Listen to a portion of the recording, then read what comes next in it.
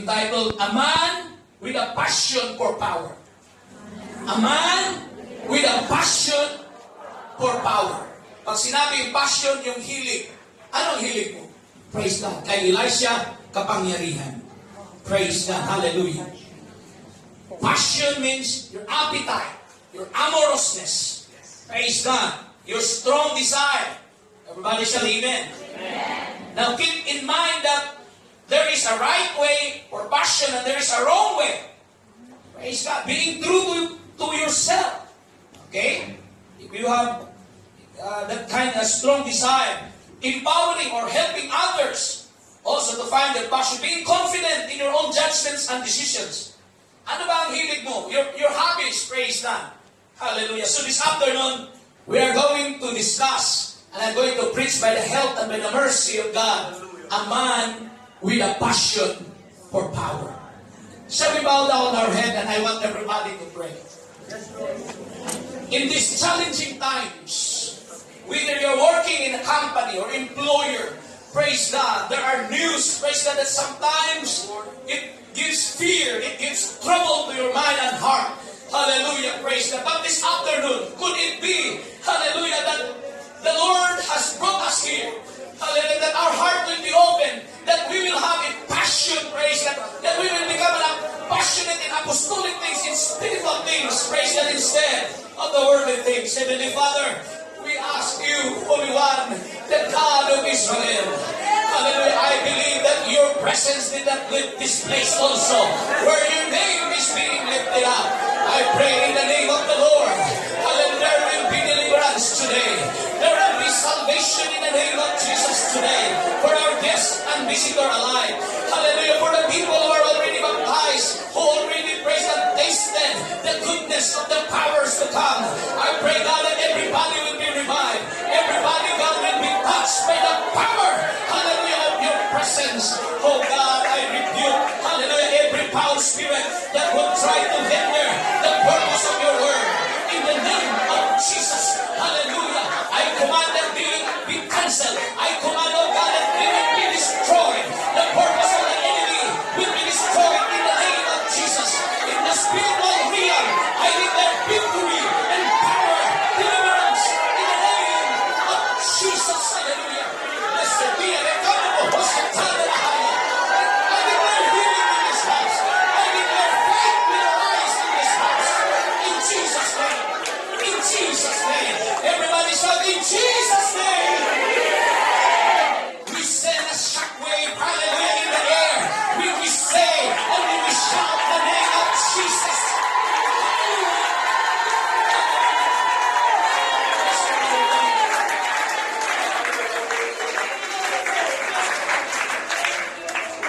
Clap your hands to the Lord one more time.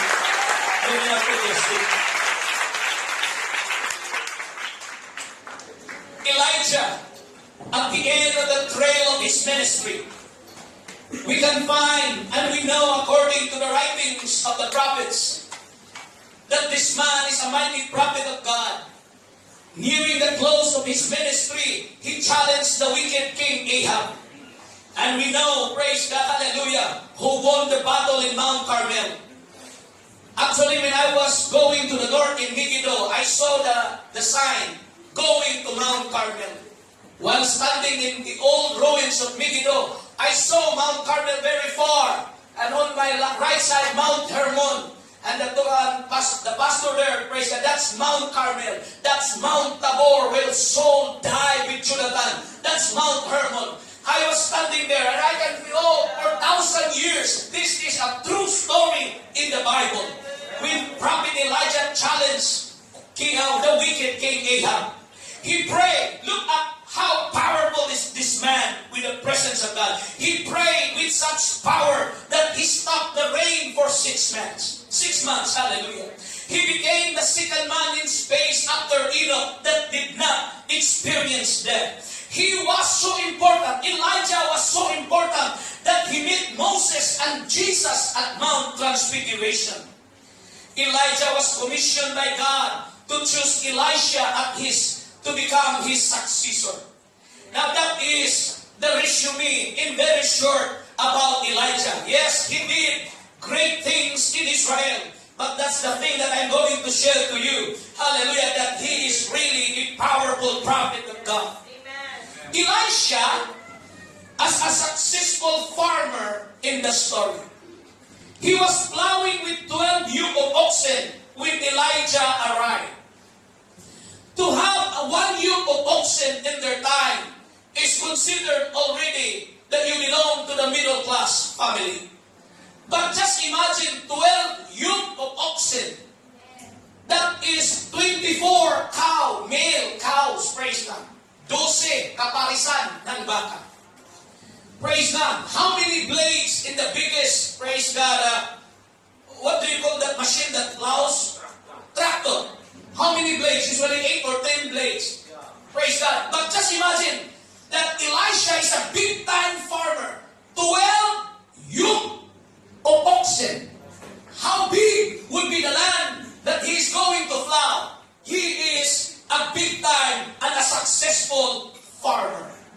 Elisha evidently was successful and loved in his community, doing things in a big way. Everybody shout amen. Amen. Now, his life would be turned around and he would never be the same, because Elisha had no idea that Prophet Elijah and God was talking, praise God, a day ago. Hallelujah, that he is going to be anointed, praise God, to replace him as the mighty prophet of Israel. Elisha had no idea. Elisha continues to think and plan how to build big barns, praise God, because his field is very vast. He had lots of people, praise God, to help him. He is a successful farmer. But at this day, in this story, his life will be turned around and he would never be the same again. Elisha's call from the Lord. I'm going to share to you Elisha's call from the Lord. The Lord knew Elisha before Elijah arrived. I repeat it again. The Lord knew Elisha before Elijah arrived. It is recorded in 1 Peter chapter 1 verse 2. Praise God, this is what the Bible said. Praise God. Elect according to the foreknowledge of God the Father, through sanctification of the Spirit, unto obedience and sprinkling of the blood of Jesus Christ, grace unto you and peace be multiplied. Hallelujah. You are already elected according to the foreknowledge of God. Before you arrived, new life. Hallelujah. Before you were born, before you were, praise God, being conceived in the womb of your mother, in the foreknowledge of God, He already elected you. Everybody shout amen. You should believe it with all of your heart. God elected you. For billions of people around the world, He chose you.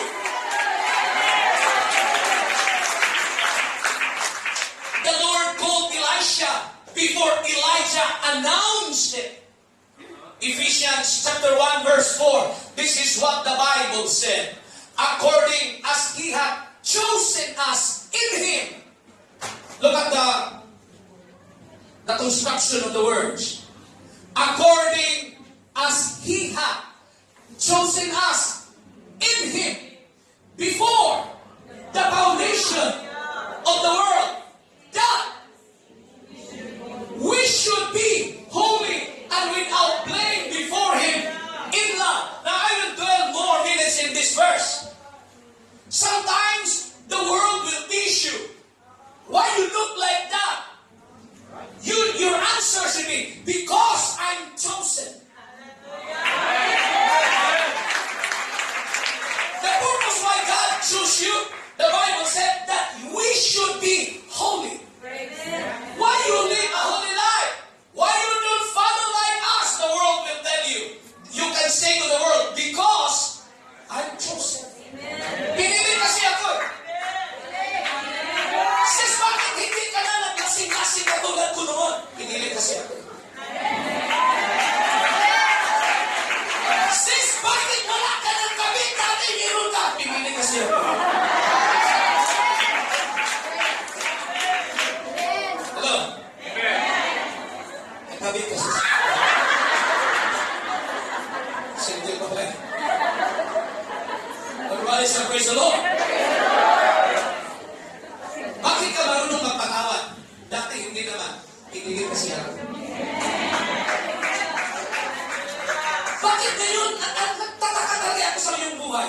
Marunong ka nang magpakumbaba. Dati, talagang ang hangin-hangin mo. Pinilit kasi. Bakit hindi ka na nakikisama sa aming mga party at inuman? Pinilit kasi ako. Bakit nagsisimba ka bawat sabi? Pinilit kasi ako. Bakit nagbibigay ka ng ina mo? Pinilit kasi ako.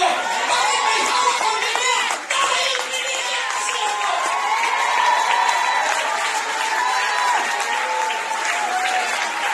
So don't be ashamed of the gospel. Don't be ashamed of your lifestyle. Of your being a Christian believer.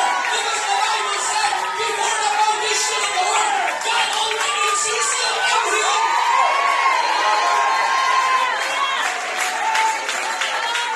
Huwag ikahiya ang pamumuhay ng kabanalan. Yan talaga ang purpose ng Diyos kung bakit ginawa. Don't be ashamed to live a holy, overcoming life. That is the very purpose why God chose you.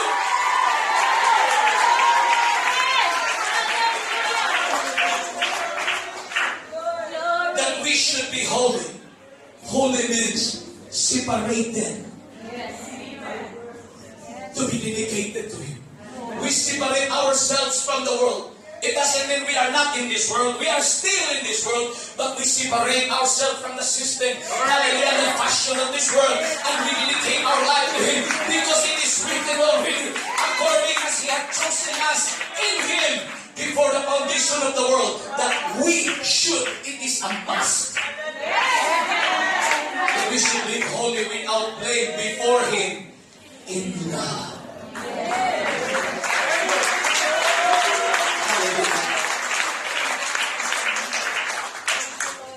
So the Lord called Elisha before Elijah announced it. The Lord used Elijah to tell Elisha of his call. What do you mean by this? God uses His servants to fulfill His will. We should be open to the ministry of other servants of God. We should be open. Praise God. We should be open-minded also, praise God, to the ministry of other servants of God who live a holy, overcoming life, because they have giftings that we have done. They have talents that we have done. They have the maybe revelation of the Word of God that we did not yet receive it. Hallelujah. And because we are open to their ministry, we've learned something also from their ministry. God used Elijah to call Elisha. The Lord called Elisha to service when he was busy. Praise God. Now take note this. God called Elisha when he was busy. Why did God call Elisha during his day off? Why did God not call Elisha during his day off? Why God called him during his busy days? Sometimes when we invite people, I invite you to the church. Sorry, I'm busy. Come on. Yes. Can you come to the church? Sorry, I'm very busy. Yo, natutulog ka sa boarding house. Busy daw. Everybody say amen. Amen. But Elisha's story, praise God, is very challenging. It's very inspiring on the other way, praise God, because when God called Elisha to service, he was so very busy. God's call often demands that we leave worldly success behind just to serve Him. Everybody shall amen. Amen. Now let us study closely Elijah's conflict as he considered God's call. When God calls him in the middle of the day, when he was so very busy in supervising the plowing of his field, hallelujah, when Elisha tried to consider it in his mind, the call of God, number one, the call of God always creates a conflict in our lives.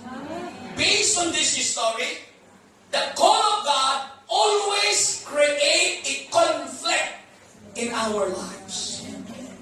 Because God's call demands a decision to follow Him. Yes. When God will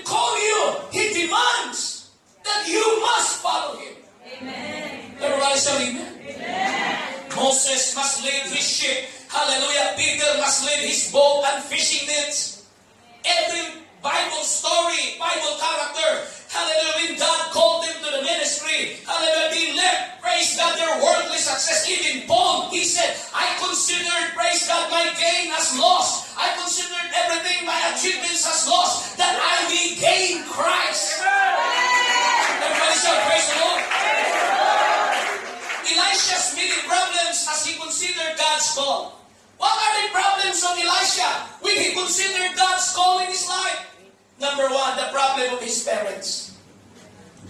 Loved ones are often involved in a decision. How many times have you experienced for 15 years of your life, people who decided, oh, I want to be baptized today. And then, just 5 seconds, Pastor, I will call my mother if he would allow me. I will call my husband if he would allow me to be baptized. Loved ones are often considered in our decision making. So with Elijah, called Elisha to serve God, Elisha, there was a conflict in his mind. The problem was his parents. Number 2, the problem of his position. Who will tend the farm? The farm is so big. I have lots of investments. I have lots of people. I have lots of workers. Praise God. Who will tend this farm? And number 3 problem is the problem of his passion. Yung hilig niya. The problem of his passion for power. He loved that field so much that he hired, praise God, lots of people. He had a nice vision. He had a nice plan for that farm. He wants to be a big-time supplier maybe in Israel for wheat and corn. Praise God, hallelujah. That was his passion. Yun ang hilig niya. At ang hilig niya, hindi yung small na hilig. Napakalaki, big time, mga kapatid. Everybody shout, praise the Lord. Praise the Lord. Now, these 3 problems sometimes can happen to you. And it will happen to you. The battle that many people lost in just these 3 conflicts. The problem of parents, the problem of our position, and the problem of our passion. Kung hilig kang mag-disco dati, tapos tawagin ka ng Panginoon, mga problema na talaga. If your passion before you just like disco dancing, and then God will suddenly calls you, there is a conflict. If you are a drunkard before, a gambler, that is your passion, yun ang hilig mo, yun ang pastime mo doon, tapos bigla kang tawagin ng Panginoon dito sa church, God will suddenly call you to serve Him in this church. There is a conflict immediately. When you decide to follow God, because God demands 100%, you must live that. Everybody shout amen. The rich young ruler lose this battle. In Luke chapter 18, verse 18 to 23, this is the story recorded in the Gospels. Praise God. Luke chapter 18, verse 18 to 23. And a certain ruler asked him, saying, Good master, what shall I do to inherit eternal life? Look at Jesus' answer. Jesus' answer teaches us who is the one true God. And Jesus said that to him, Why callest thou me good? None is good, save one, that is God. If you call me good, there is no other good, save one but God. What Jesus was telling them in a proper context in Greek, praise that text, is that you call me good, you're correct. Because there's only one good who is God. What Jesus was telling, I am that God, you call me good. Tinawag mo akong good? There's only one good. And that is God. And you are right in calling me good because I am that one. Verse 20. Jesus said, Thou knowest the commandments? Do not commit adultery. The young ruler said, Wala pa nga akong girlfriend. Did you commit adultery? No. Did you kill? No. Do not steal. Ay, yung sukli niya mo, binalik ko lang. Do not bear false witness. Honor thy father and thy mother. Oh, every birthday, napapalitson ako si Aaron. I honor my father and mother. Verse 21. What did the Bible say? And he said, All this have I kept from my youth up. That was my passion, Lord.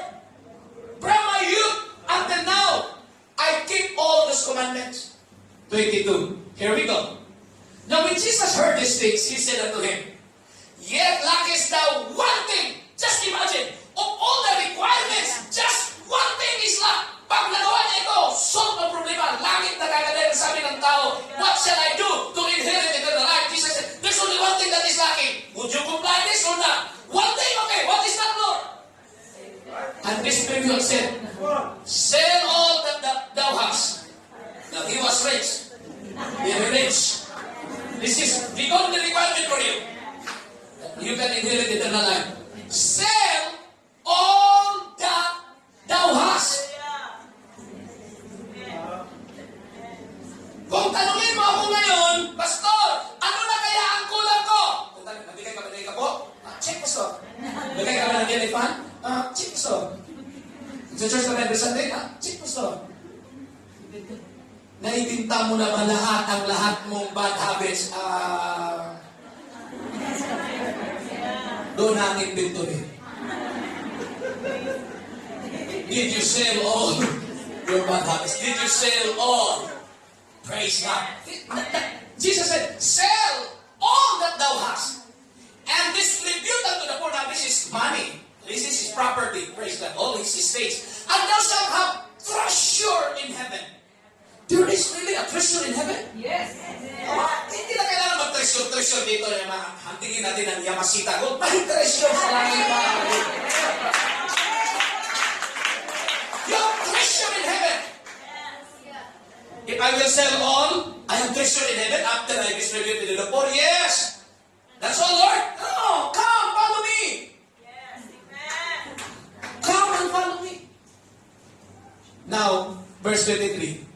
When the rich man heard this, he was very sorrowful. For he was very rich. Who wants to be rich? I want. So that I can go all around the world and preach the gospel of Jesus Christ. Everybody say amen. The rich young ruler lost the battle. There's only one thing left for him, but he lost the battle. Will you choose worldly things and lose God's best for your life? Now Elisha's consecration that emerged from his conflict.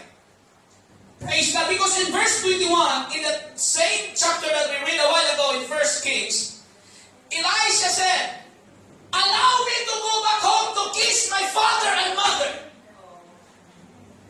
Because if I will just follow you immediately, I am an influential son. I am well known in my village. And I will not go home immediately. Maybe my parents will think that somebody kidnapped him, or the beast, wild beast, praise God. Okay? Where are you, praise God, Sister Sarah?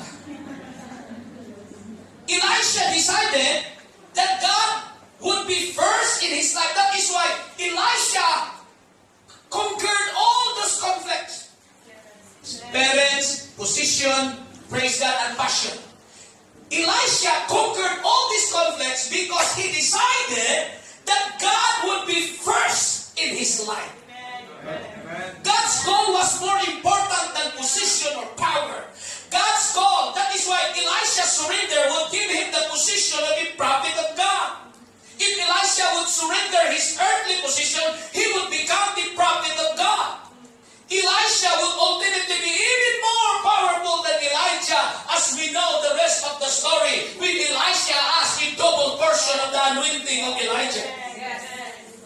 Elisha made his commitment public. Praise God. Verse 26, verse 20. And he left the oxen, ran after Elijah and said, because Elijah said, when Elijah threw the towel or the mantle, Elijah said, follow me. That's all. Threw the mantle, come, follow me. But the cow, the human was just continue to flow. But the prophet said, come, follow me. Just let the cow go. Just let the cow flow. Because there are lots of people. Now if you are Elisha, just say, what should I do? This is my investment.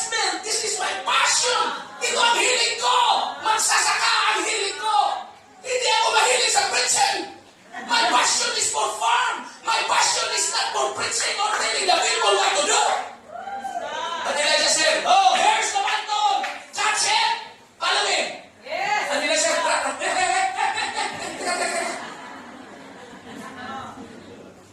he led the oxen, ran after Elijah and said, let me, please, I pray thee. I want to kiss my father and mother. I am a mama's boy. I want to kiss my dad. I want to kiss my mom. He did not mention that he has sisters or brothers. Maybe he is the only son, I presume, in the story. And then Elisha said, after I kiss my father, after I kiss my mother, I will follow him. Elijah said unto him, go back again. Go back. Now in that statement, there is a message for the church. Sometimes some of you want to kiss the world. Pastor, I want to kiss the world first. Just a moment. Because my friends are still there. I want to, I want to say goodbye in a proper way, in a legal way, legit way.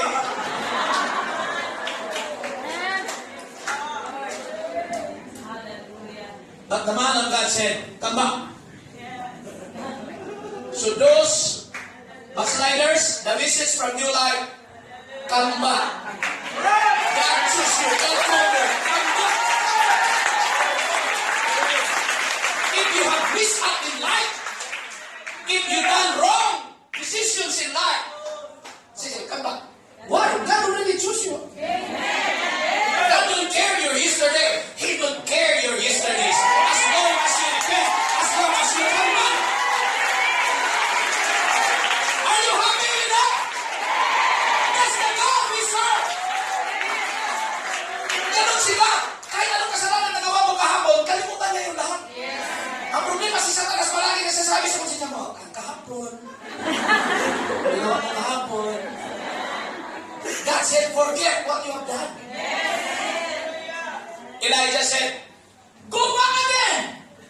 For what have I done to thee? Because the mission God told Elijah, anoint Elisha to replace your office as a prophet.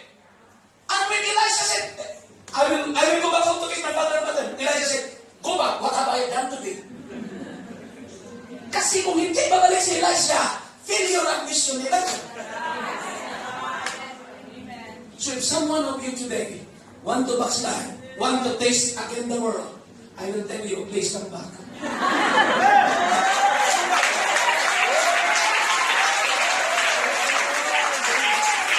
During those times, Brother Andrew, Elijah was very disappointed. He said to God, I am alone. They want to kill me. Jezebel wants to kill me.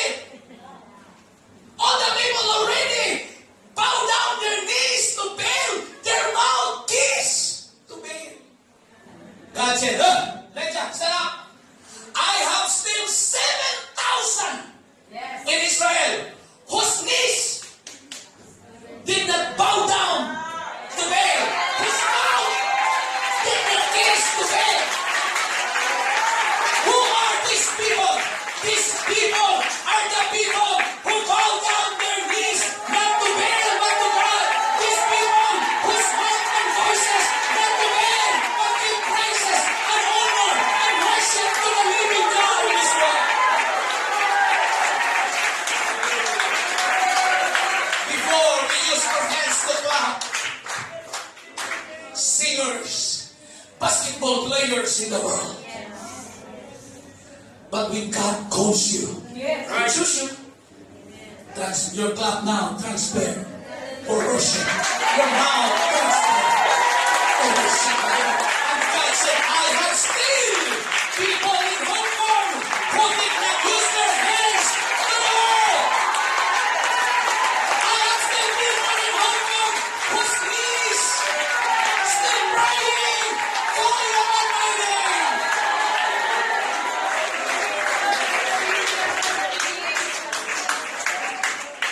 Your knees is a picture of your prayer. It is a picture of your daily connection. It's a picture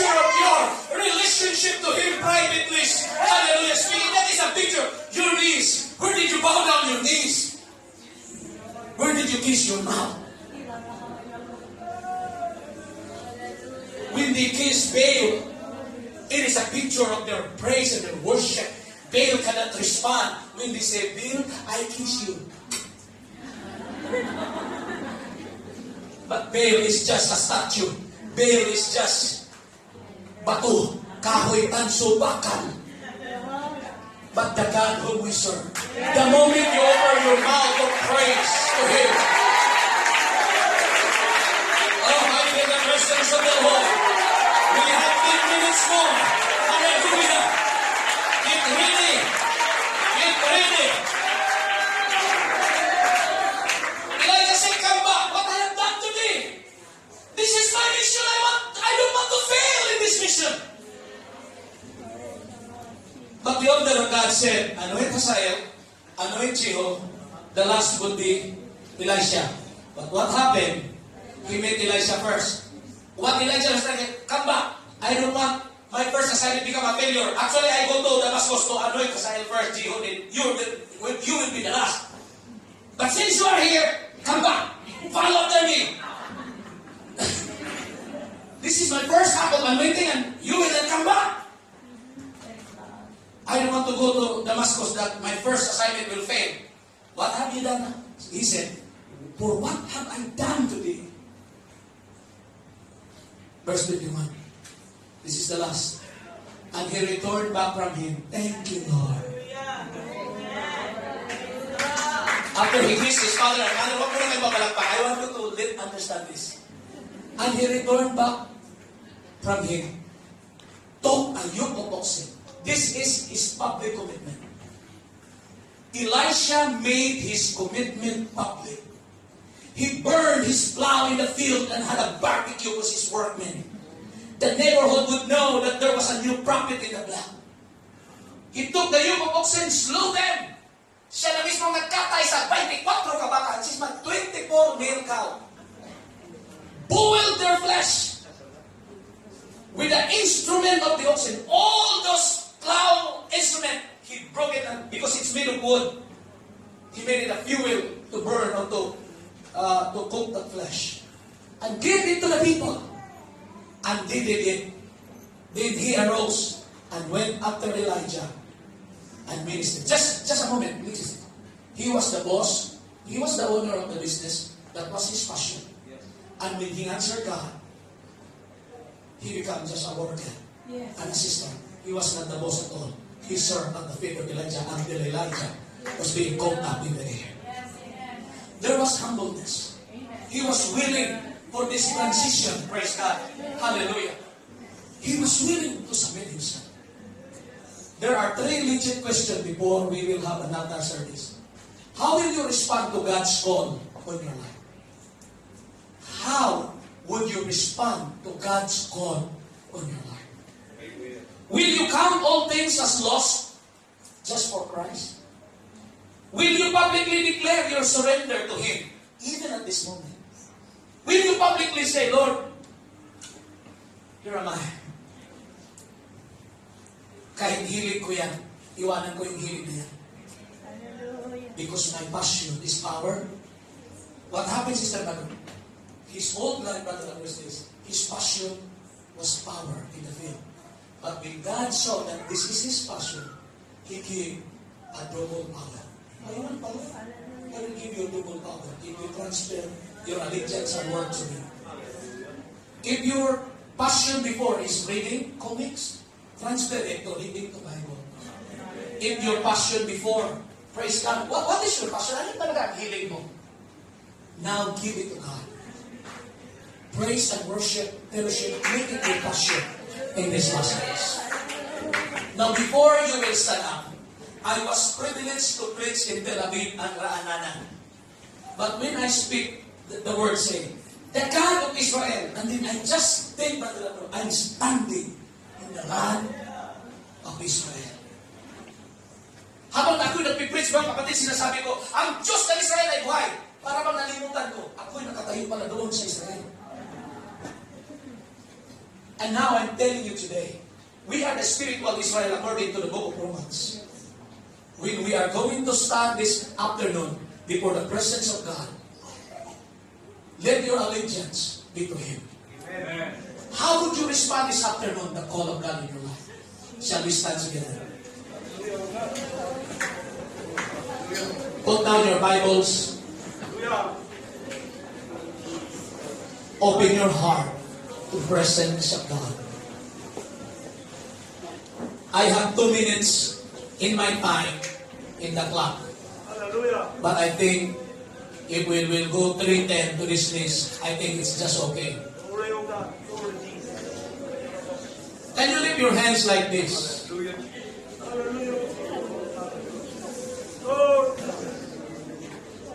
If there is a minister or somebody that God will use to throw the mantle of responsibility, would you catch it?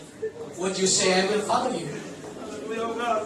Jesus said, come, follow me. Take up your cross and follow me. As we close our eyes, as I testify to you, listen to me, as I testify to you today, the presence that I felt in that wailing wall is just the same in the altars of apostolic services. There's no difference. There's no difference. We are very far from that stones. We are very far from, hallelujah, from that mountain in Jerusalem. But Jesus said to the woman in Samaria, not in Mount Gerizim, not in Jerusalem. For God now is seeking such to worship Him. Not about place, but He said, God is seeking. And He is seeking those worshipers who worship Him in spirit and in truth. Hindi na po lugar na pinag-usapan pala. Hindi na po bato. Hallelujah. Kundi ang tinatayuan mo, mga kapatid, na tawagin mo ang pangalan ng ating Panginoon. Kapag mag-speak in tongues ka, yan ang naramdaman mo pag ikaw ay tumayo sa wailing wall. I am preaching you today, the God of Elijah. When Elisha received the double portion, he said, where is the God of Elijah?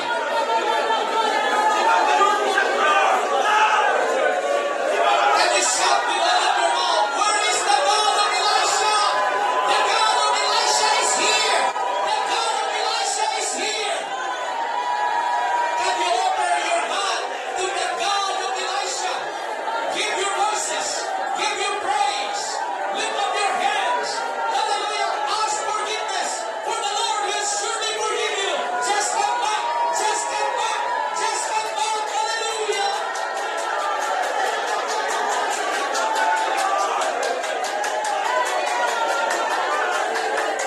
Hallelujah. I declare this place as altar because our altar is just very small. I declare the place where you stand is a holy place. Hallelujah. This is a holy site because the presence of God is here. Lift up your voices. Believe that the God of Israel will touch your life and you will never be the same again.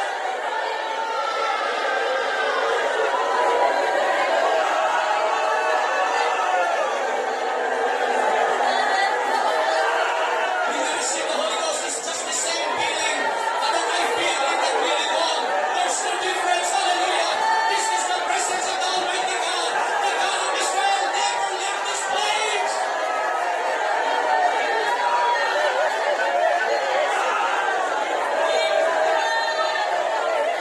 Come on, my people. The third temple is coming. It's ready.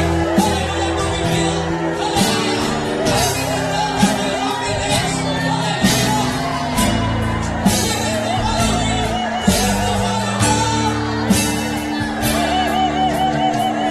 It's time to turn over the place. If you want the presence of God, move closer. If you want the leaders and the Holy Ghost, those visitors, I tell you, now in this hour, we will pray for you. The God of Unite Fellowship is the living God of Israel. His name is Jesus. I will declare healing in your body. I will declare deliverance. Hallelujah of your soul. Our God is a living God. Our God is a living God.